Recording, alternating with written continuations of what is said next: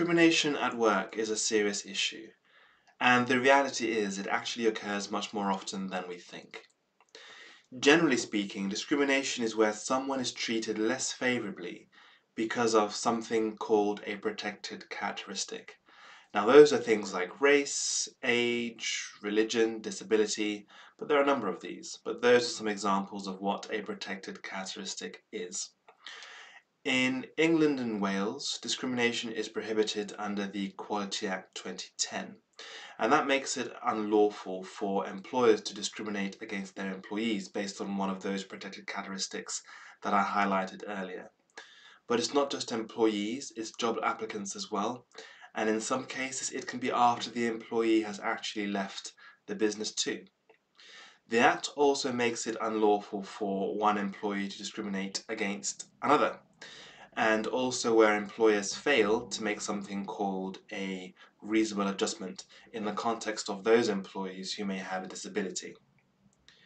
But of course, despite the protections provided by the Equality Act, discrimination at work does remain particularly poignant for those from racial backgrounds and for those who have disabilities as well, but also women.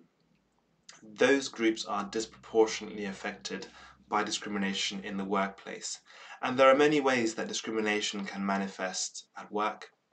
Those include at the recruitment stage, whether via promotion, whether it is when one particular protected characteristic is, for example, paid more than someone else or receives different benefits than another protected characteristic group, or in training and development as well.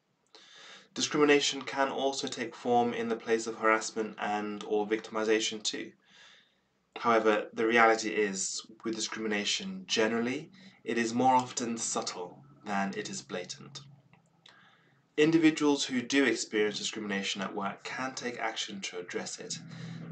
Examples include things like raising a grievance at work with the employer or making a complaint to the employment tribunal, but most importantly it's taking independent legal advice from a solicitor.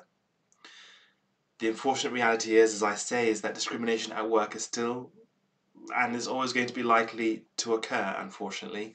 It's a serious issue that affects many people. Despite the protections that are brought by the Equality Act, discrimination will remain a significant problem in the workplace. So do get in touch if you or someone you know may be a victim of discrimination in the workplace. Details are on your screen now.